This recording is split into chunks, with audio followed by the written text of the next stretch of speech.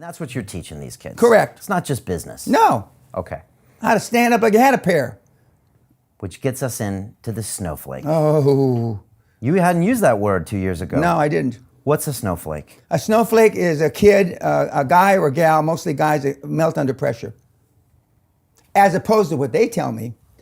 You know, God, every snowflake is different, Mr. P. You know, there's not one snowflake that's the same as the other. The trillions and trillions and trillions. I said, yes, that's correct. That's correct. And he says, and so we deserve to be here just like, no, that's not correct. In your opinion, snowflakes melt under pressure. I gave you a couple stats at dinner. I'm going to say them again. They're worth repeating.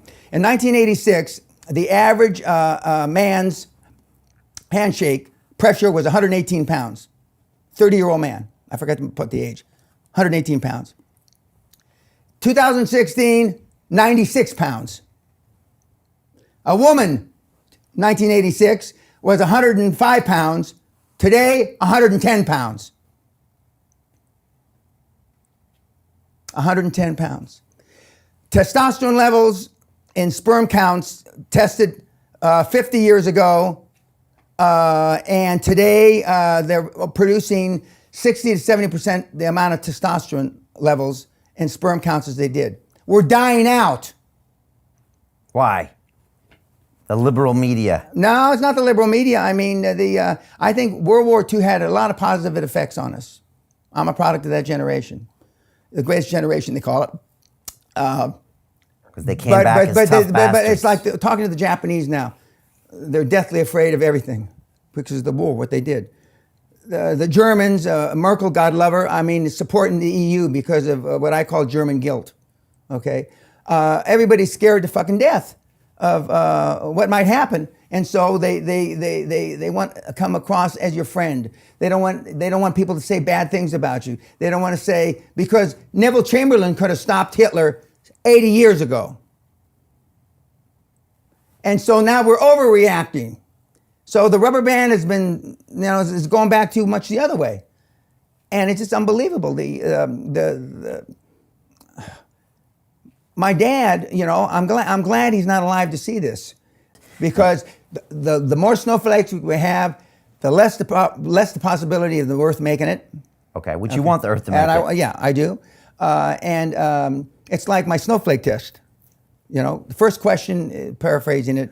By the way, we have 95.4% of everybody, many thousands and tens of thousands that have taken the test, are cunts. And I don't mean cunt, vagina, I mean cowards.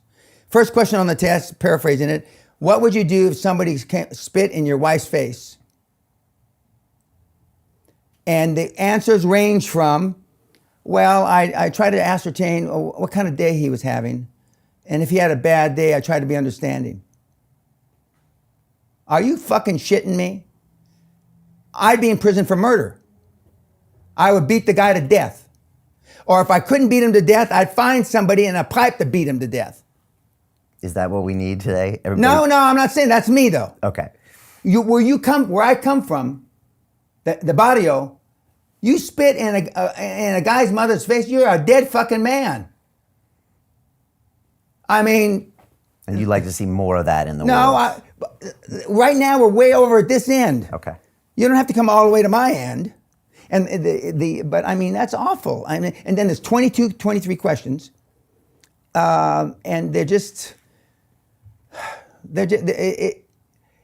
it's foreign to me that people would answer a question. I would try to ascertain what kind of day he was having. What the fuck does that have to do with spitting in your wife's face or your mother's face?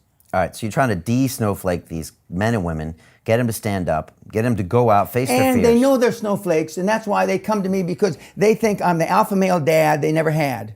They say during private time, I'm a cunt. I don't want to be a cunt. How can I change? My dad was a cunt. I mean, I hear my great-grandfather wasn't. He was an airborne ranger in World War II. I hear, but he was dead already. No male role models. When I was growing up, my dad's 5 or 6 best buddies were all tough fucking guys. So I didn't see anything different. They were all just, you know. I tell the story. It's not a story. My cousin, God love him, he went to jail for being involved in stabbing a guy 17 times because somebody said your girlfriend's got a fat ass. Looks like pigs in a gunny sack. He stabbed him 17 fucking times.